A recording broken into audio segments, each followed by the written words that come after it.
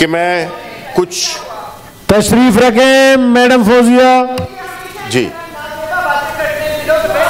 ٹھیک ہے جی, آپ تشریف رکھیں. بہرامن تنگی پلیز, اب آپ تشریف رکھیں پلیز. جی چیئرمین صاحب,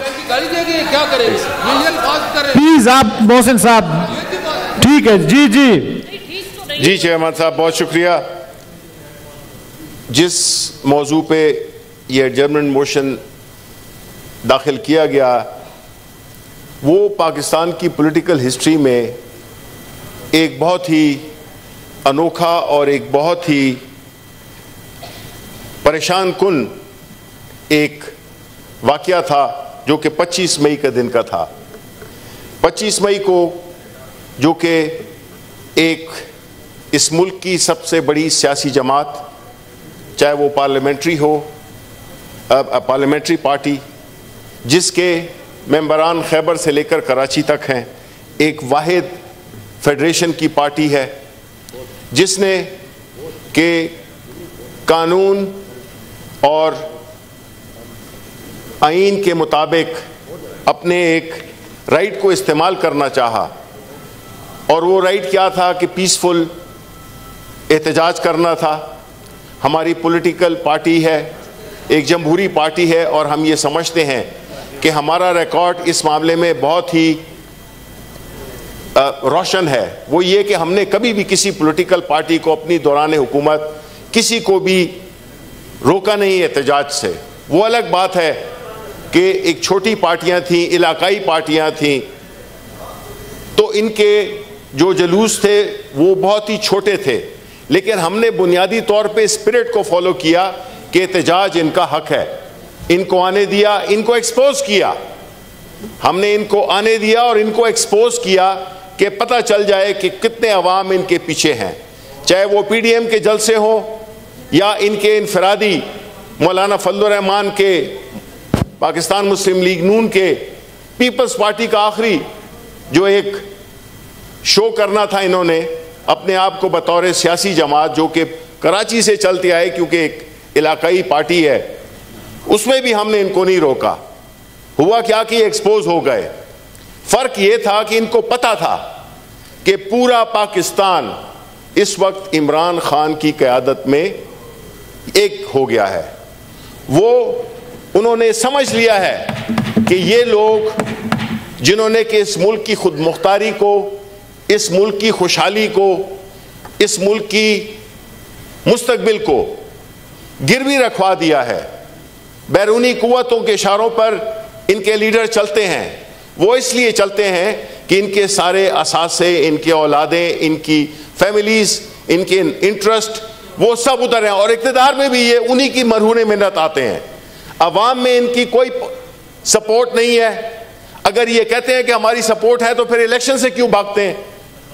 یہ بتائیں کہ جب یہ مارچ ہو رہا تھا تو کیا وہ وجہ تھی کہ اتنی درندگی کے ساتھ, میں اگر فوٹیجز دیکھ رہا تھا کل, دنیا میں جتنی بھی ان دنوں میں جو پروٹیسٹ ہو رہے ہیں, تو مجھے ایک ملا, ایک کشمیر میں جس طرح کہ پولیس دہشت گردی کر رہی ہے, جس بے دردی سے وہ مسلمانوں کو مار رہی ہے, دوسری طرف مسجد اقصی میں جس طرح سے یہودی نیشنلسٹ پیلسٹینینز کو بے دردی کے ساتھ, جانوروں سے بدتر بھی, لاٹھی چارج, گیس اور ربر بلیٹس استعمال کی گئیں, جس کی وجہ سے یہودیوں کا جس کے ساتھ آپ تعلق بنا رہے ہیں, جس کے ساتھ یہ کبھی نہیں ہوا تھا. یہ آپ کی حکومت کو یہ احساس جاتا ہے کہ آپ یہودیوں کے ساتھ تعلقات شروع کر دیے آپ نے.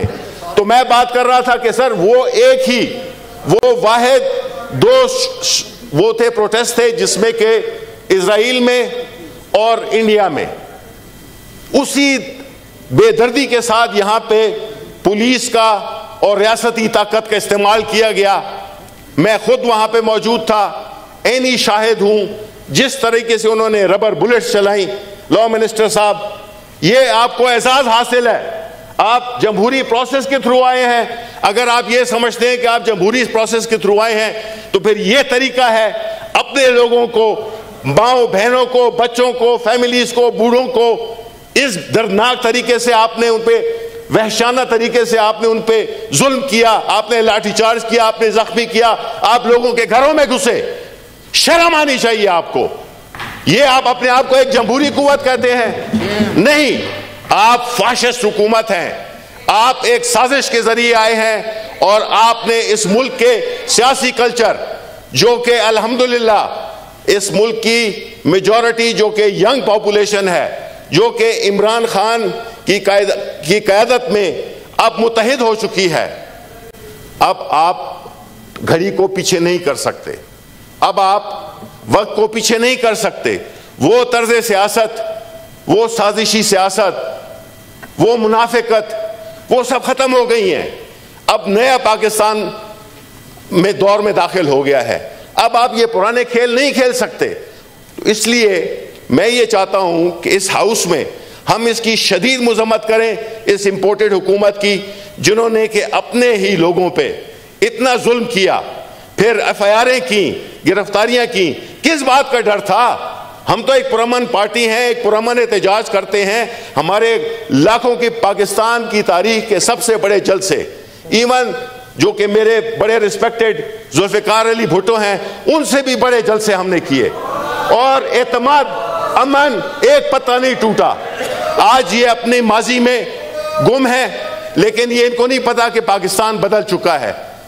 یہ جو انہوں نے ریاستی دہشت گردی کی ہے پاکستان کے عوام پہ, جس میں کہ انہوں نے ڈرانے دھمکانے کی پالیسی اپنائی ہے, ہم اس کی شدید مذمت کرتے ہیں.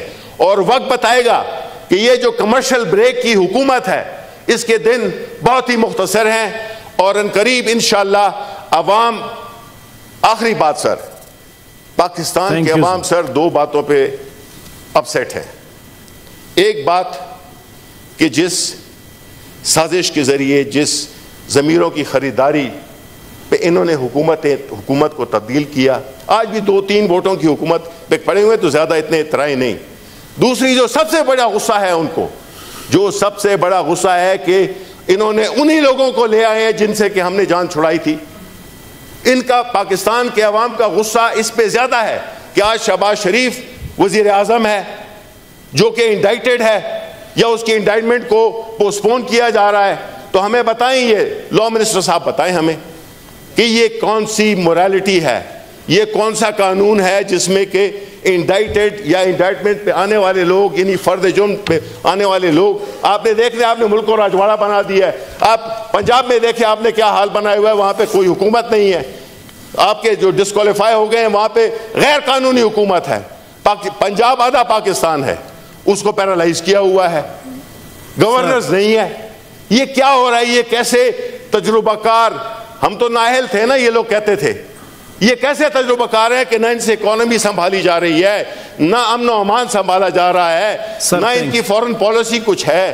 تو یہ سارا جو مذاق ہے جو ملک کے ساتھ ہو رہا ہے, تو ہم یہی امید کرتے ہیں. اور میں ایک بات, آخری بات یہی کروں کہ اس ملک کے عوام نے فیصلہ کر لیا ہے کہ ابھی جو نیکسٹ کال دیں گے پرائم منسٹر صاحب, ابھی انہوں نے اور بھی کنٹینر, کل اور کنٹینر منگوائے, میں نے خود دیکھے, نئے ملک کو جام کرنا چاہتے ہیں. یہ کام ہمارے لیے یہ کریں گے. نیکسٹ ٹائم ایسا ہوا, ہماری پارٹی میں یہ کیپیبلٹی ہے کہ ہم پورے ملک کو جام کر سکتے ہیں. ہم ان کے رویے کو دیکھیں گے, اور اسی طرح پھر ہم جو آنے والا جو ہمارا لائحہ عمل ہے وہ ہمارے لیڈر عمران خان عنقریب قوم کو دیں گے. بہت شکریہ. Honourable senators